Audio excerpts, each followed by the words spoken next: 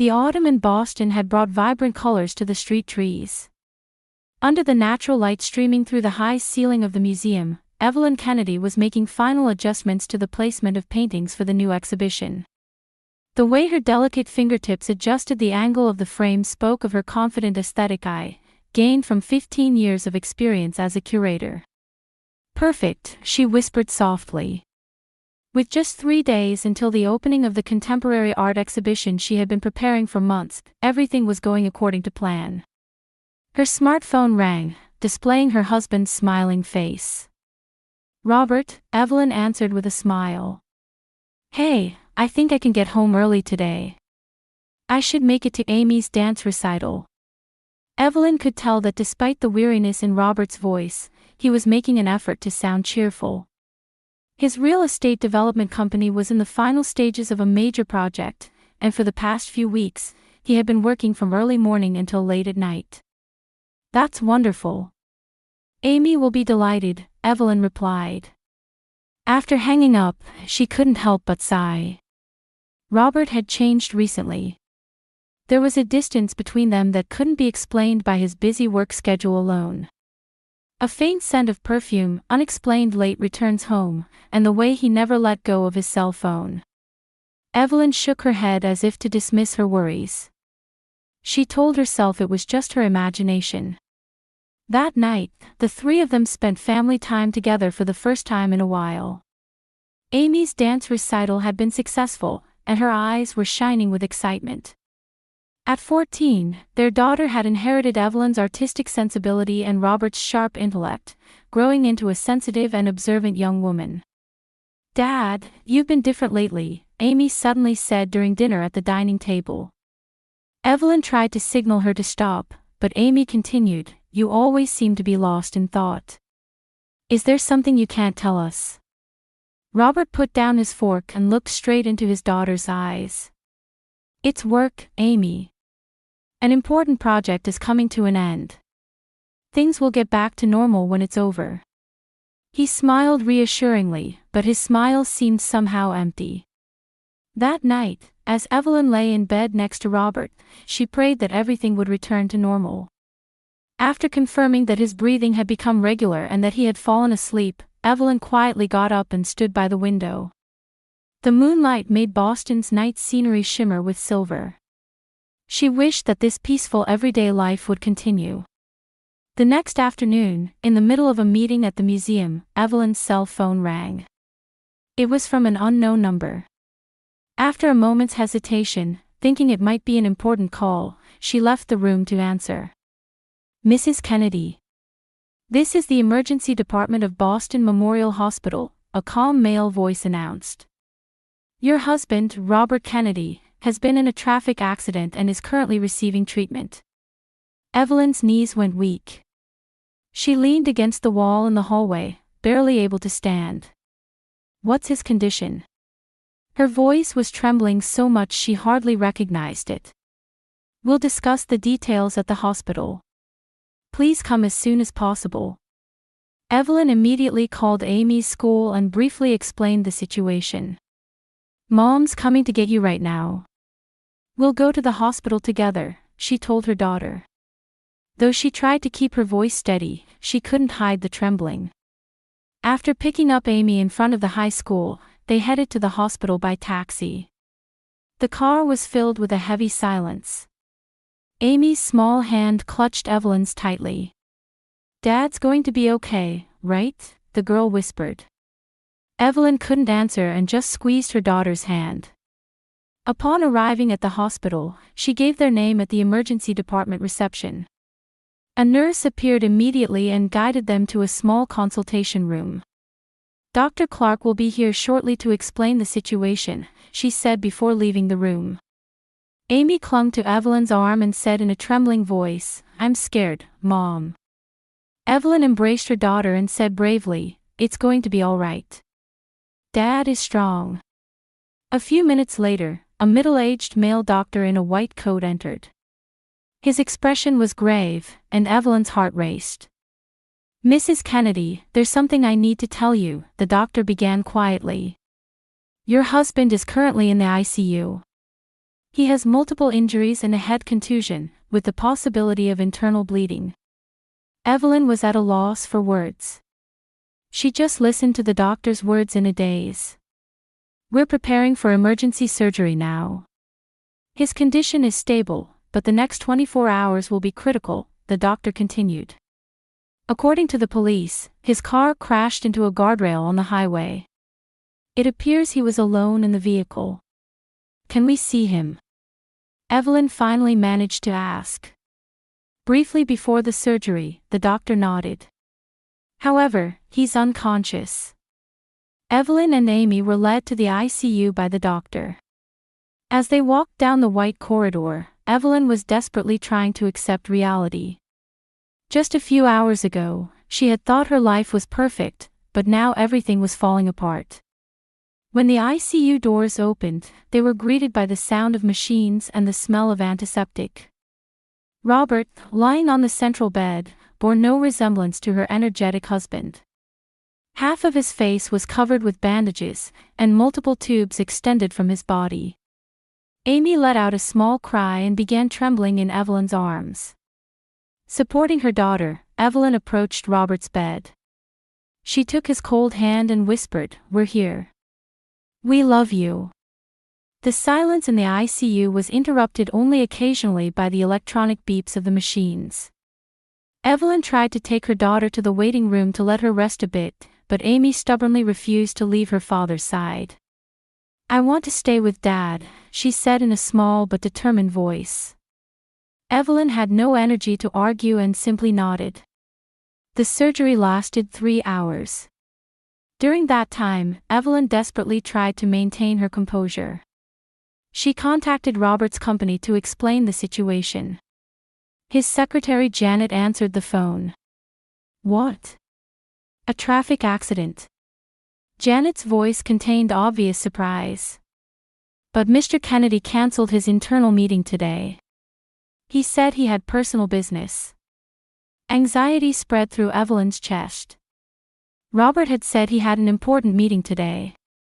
What time did he cancel? "In the morning. Around 10, I think." Evelyn put her hand to her forehead. 10 o'clock. She had been in a meeting at the museum at that time. "Do you know what time the accident happened?" "According to the police, it was around 2 p.m., Janet said. "Mrs. Kennedy, is there anything I can do to help?" "Yes, no, it's all right. Thank you." Evelyn couldn't hide her distress. Just after 3 p.m., Dr. Lin, the surgeon, came out of the operating room.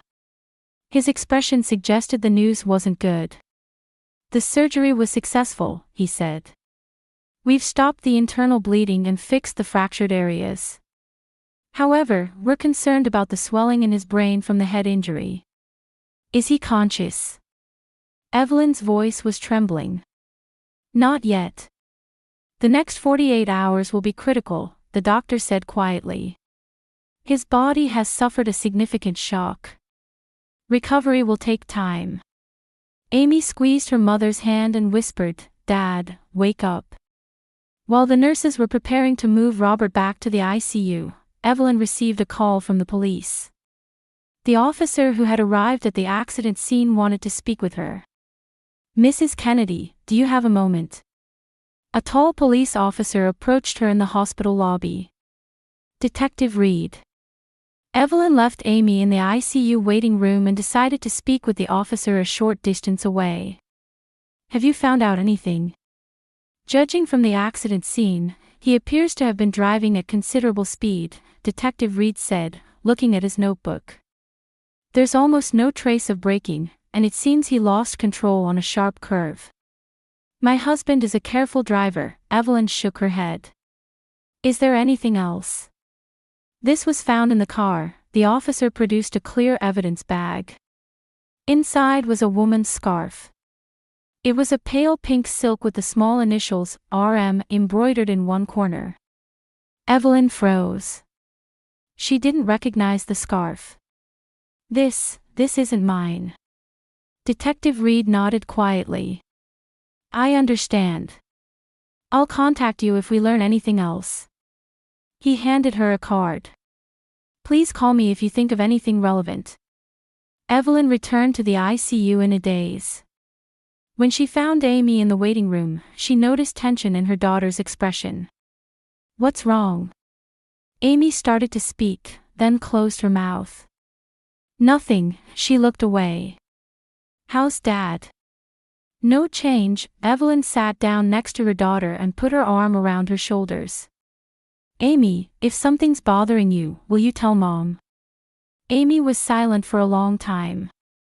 Then in a small voice, she said, just now, someone I don't know came to look at Dad's room. Not a nurse. No, Amy shook her head. A woman. A beautiful woman. But when she saw me, she disappeared right away.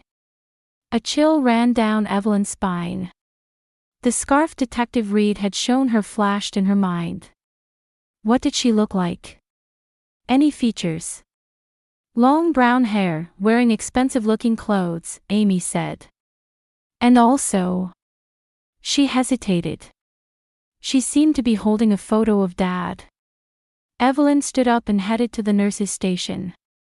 Excuse me, was the woman who just came to look at my husband's room a staff member? The attending nurse shook her head. I haven't received any reports. There shouldn't be any visitors besides family yet.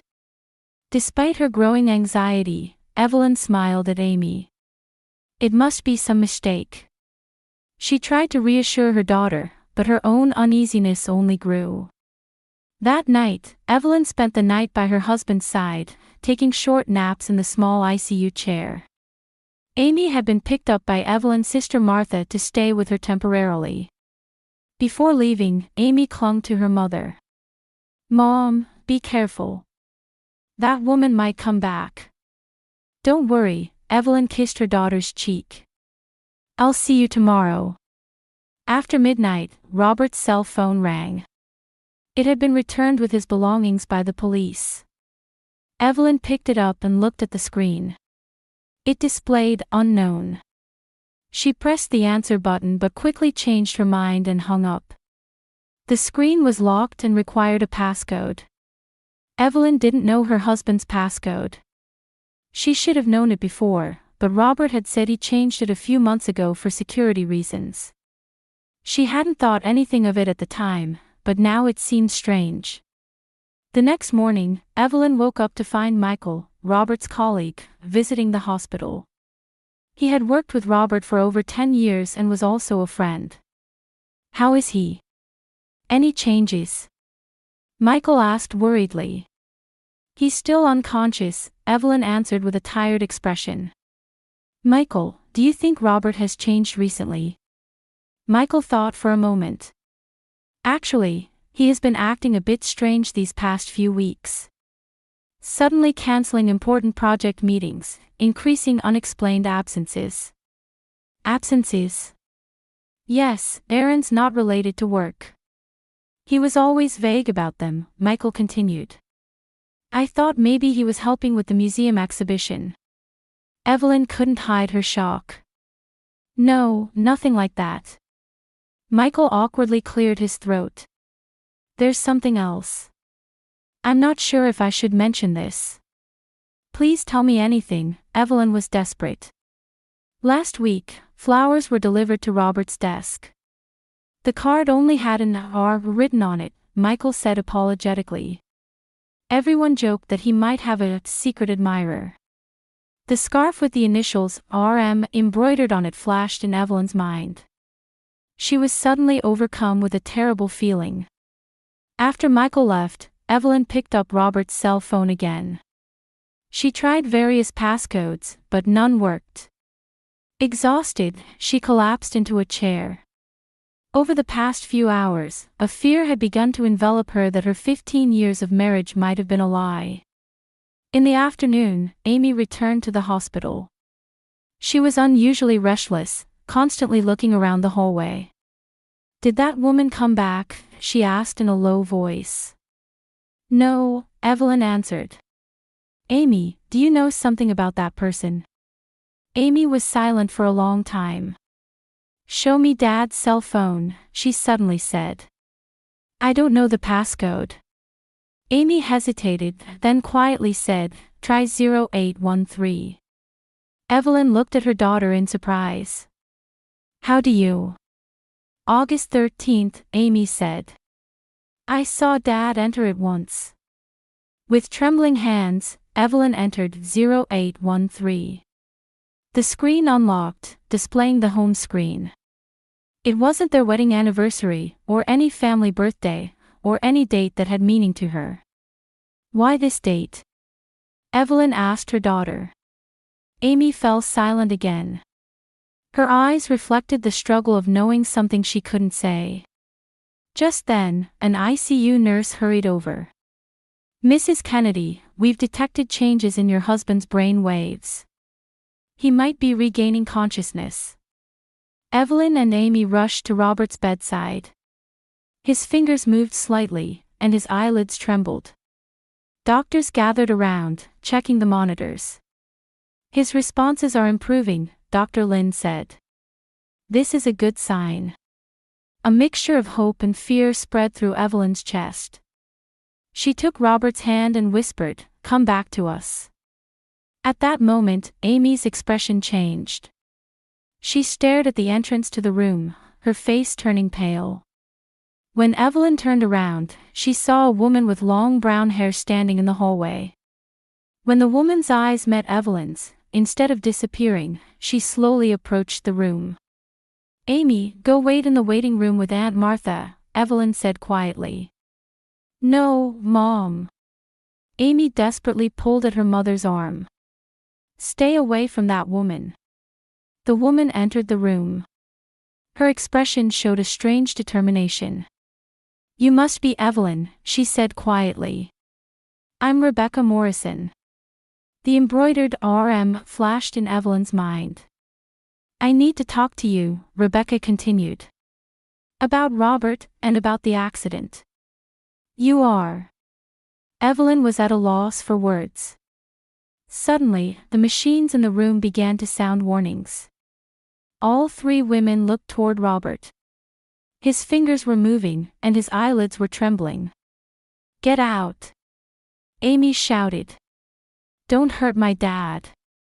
Rebecca looked at Robert for a moment, and as if making a decision, approached his bed. Her hand reached into the pocket of her hospital gown. Stop! Evelyn screamed and lunged at Rebecca. The two women struggled, and a small glass vial fell from Rebecca's hand. Nurse! Security! Evelyn called out. Amy stood protectively in front of her mother, shouting, Mom, get away from her, while frantically pressing the nurse call button. Within seconds, two nurses and a security guard rushed into the room. In the confusion, Rebecca tried to escape into the hallway. Stop that woman. She tried to harm my husband. Evelyn shouted. The security guard apprehended Rebecca as she ran down the hallway. She didn't resist but rather dropped her shoulders as if in resignation. Amy clung to her mother, crying. I was so scared. It's okay now, Evelyn said, embracing her daughter. Her heart was pounding fiercely. What was in that vial? One of the nurses carefully picked up the fallen vial. I'll call the doctor. This needs to be tested. As the commotion continued, Evelyn was called by the security guard. Mrs. Kennedy, we're holding this woman until the police arrive, but she says she has something to tell you. Evelyn told Amy, wait here, and stepped into the hallway. Rebecca was sitting in a small waiting room with two security guards beside her. 5 minutes only, the guard said. The police will be here soon. Evelyn stood before Rebecca on shaking legs. Why? This was her only question. Rebecca looked up at her with a tired expression. I wasn't trying to kill your husband, she said quietly. I just wanted a chance to talk to him. And the vial? Sleeping pills. A bit more than the usual dose, but not lethal, Rebecca answered. I wanted to talk to him before he woke up. We have things we need to discuss. What do you mean? Evelyn's voice was trembling. Rebecca exhaled deeply. I was Robert's lover. For 6 months. Those words devastated Evelyn. Though she had known from reading the messages, hearing it directly was a completely different kind of pain. But that's not all, Rebecca continued. On the day of the accident, he was planning to end our relationship. He said he loved you. He was going to admit his mistake and confess everything to you. Evelyn collapsed into a chair. So you tried to harm him? No, Rebecca shook her head. The accident was my fault. We had a heated argument in the car, and he lost control of the steering. I got away with minor injuries, but I panicked and ran. Later, I came to the hospital because I was worried about his condition. But why give him drugs now? Because I need to tell him something. Tears welled up in Rebecca's eyes. I'm pregnant. With his child. Evelyn felt as if her world had stopped. She was at a loss for words and could only stare at Rebecca. I thought if he heard about this, he would leave you and be with me, Rebecca continued. But he chose you. And now, everything is ruined. Police sirens could be heard in the hallway. Sounds like they're here, Evelyn said quietly. Just know one thing, Rebecca quickly said.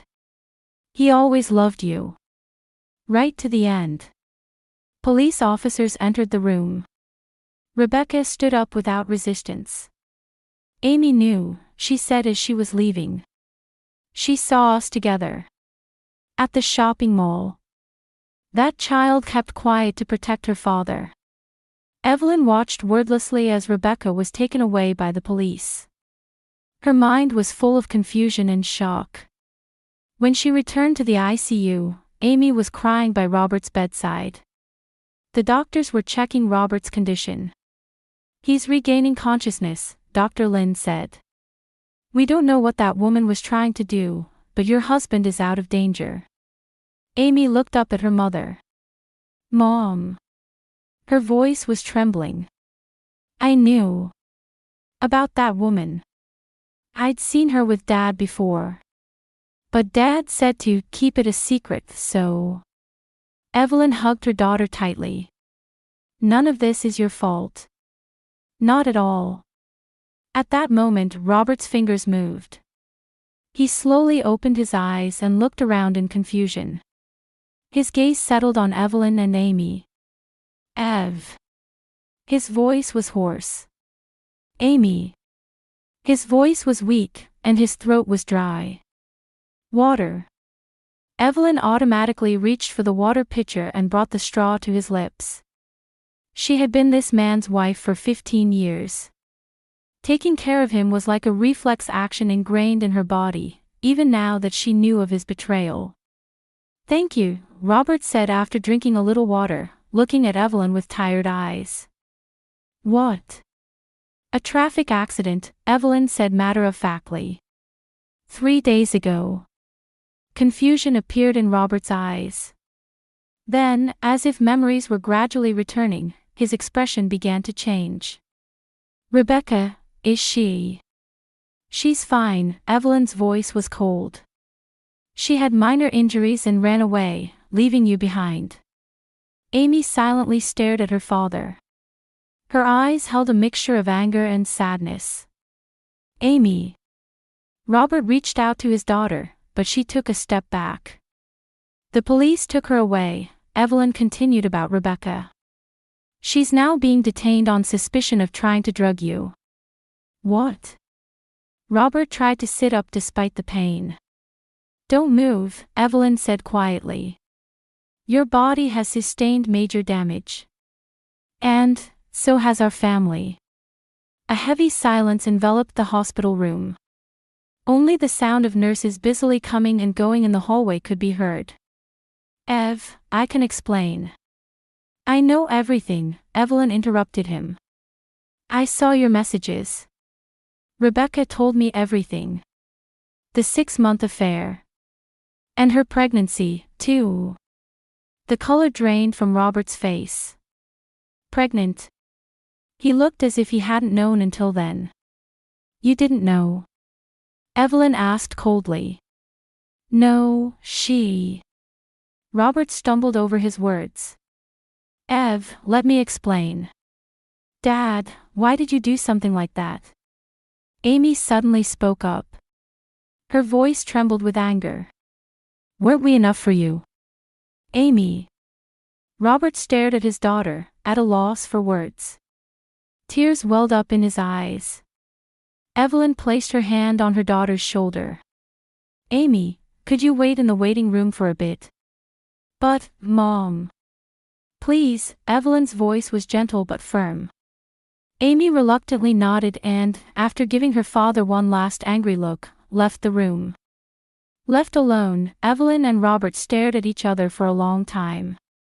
15 years of marriage, countless memories, and now, destroyed trust before their eyes.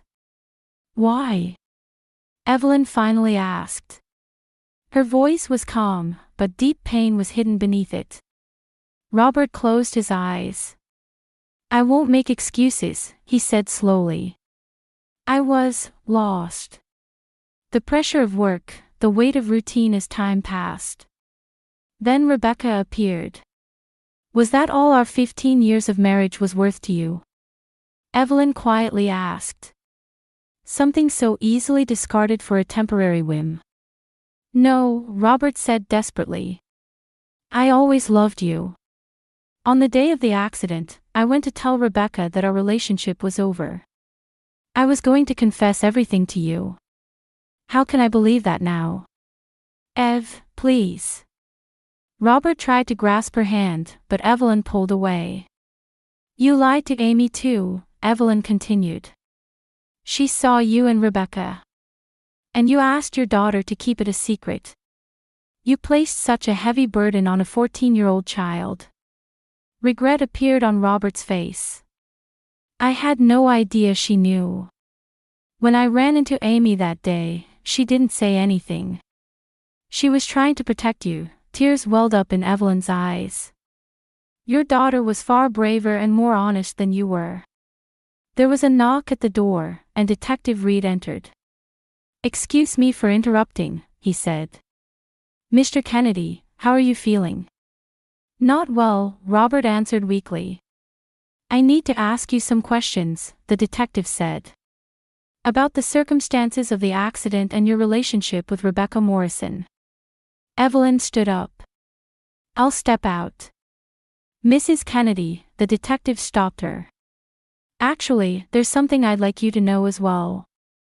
New facts have come to light in our investigation of Ms. Morrison. Evelyn stopped. What is it?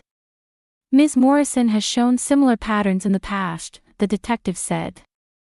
Entering relationships with wealthy married men, claiming pregnancy, and demanding money. What? Robert said in surprise. Is she really pregnant? Evelyn asked. Medical tests haven't been done yet, but given her criminal record, it seems unlikely, the detective replied. She also appears to have mental health issues. She's received warnings for stalking behavior twice in the past. Evelyn and Robert were speechless.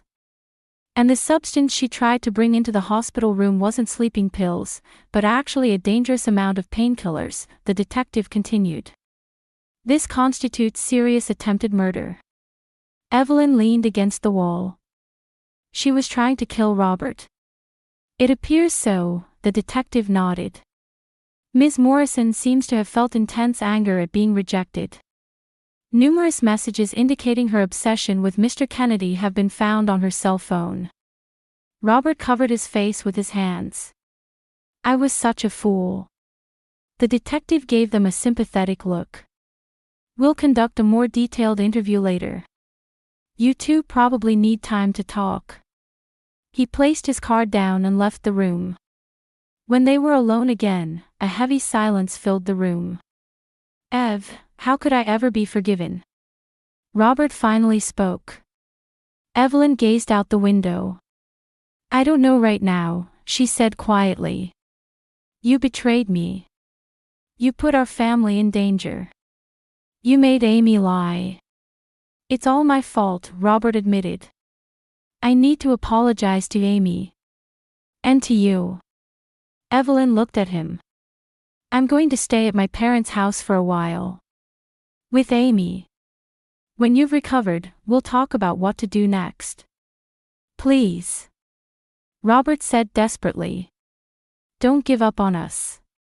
You're the one who gave up, Evelyn said sadly. You gave up on our marriage. As she headed for the door, Robert called after her. You and Amy are everything to me. Please believe that much at least. Evelyn turned around. Show me with actions, not just words, she said quietly.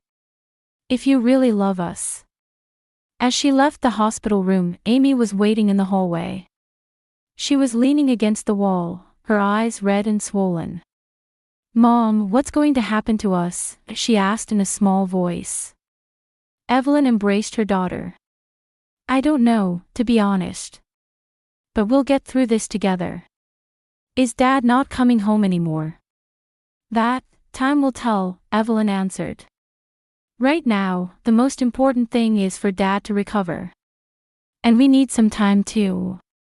Amy nodded silently. She looked up at her mother with an expression more mature than her years. Mom, if I had spoken up sooner. You did nothing wrong, Evelyn said firmly.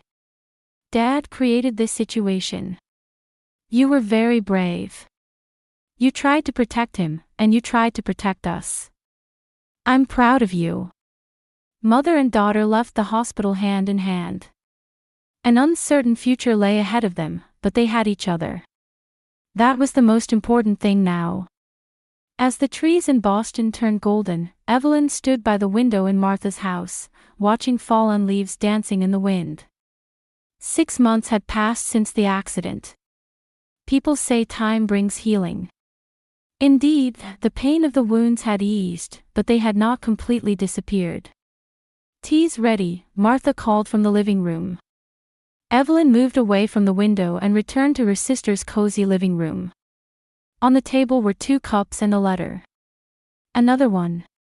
Evelyn picked up the letter. It was from Robert. The 3rd one this week, Martha said gently. He's really trying. Evelyn nodded silently. Since their separation, Robert had been sending letters every week. At first, they were full of apologies and regret, but gradually she could see changes in him. He had started going to counseling and was facing himself. He wrote about their memories and the emptiness of life without Evelyn and Amy. What happened to Rebecca? Martha asked. She received a 4-year prison sentence, Evelyn replied. A psychiatric evaluation diagnosed her with borderline personality disorder, but she was deemed legally responsible. And the pregnancy? It was false, Evelyn said matter-of-factly. Apparently, she had extorted money from 3 men using the same method. Martha took her sister's hand. How's Amy? She's doing well at school. She seems to be getting used to meeting with Robert on weekends, Evelyn smiled slightly. She's strong. Much stronger than I am. You're plenty strong yourself, Martha said kindly. So, what's your decision today? Evelyn exhaled deeply. Today, she intended to make a final decision about her future with Robert. I still don't know. Just then, the doorbell rang. That must be Amy, Martha stood up. However, when she opened the door, Robert was standing there. He looked thinner than before, with new wrinkles etched into his face. He held a small bouquet of flowers in his hand. May I come in? He asked hesitantly. Martha looked at Evelyn. She nodded quietly. I'll go make some coffee. Martha headed to the kitchen to give them time alone. Robert slowly sat down across from Evelyn. Did you read my letters? Yes, Evelyn answered. All of them. I wonder if you're ready to talk today, Robert said carefully. Evelyn gazed out the window. Over these 6 months, I've thought a lot. About our marriage, about trust, and about forgiveness. And a glimmer of hope lit up in Robert's eyes. I can't pretend nothing happened, Evelyn said slowly. But I also can't throw away 15 years of marriage. That means I think it's worth trying again, Evelyn looked into his eyes. But I have conditions. Complete honesty, continued counseling, and above all, making your relationship with Amy a priority. Tears welled up in Robert's eyes. Anything you say. I never want to lose you both again. We'll take it slowly, Evelyn said. First, come home just for weekends. We'll start from there. Robert took Evelyn's hand with gratitude. This time, she didn't pull away. At that moment, the door opened and Amy came in. She froze for a moment when she saw her father, but then gave a small smile. Dad, she said quietly. Amy, Robert stood up but hesitated, unsure how to approach her. After a moment's hesitation, Amy walked over to her father and awkwardly embraced him. Do your best, she said in a small voice. The three of them looked at each other. A long and difficult road lay ahead of them. But now, they had a chance for a new beginning. A chance to build genuine family bonds based on honesty and courage, even if imperfect. A quiet hope lit up in Evelyn's heart.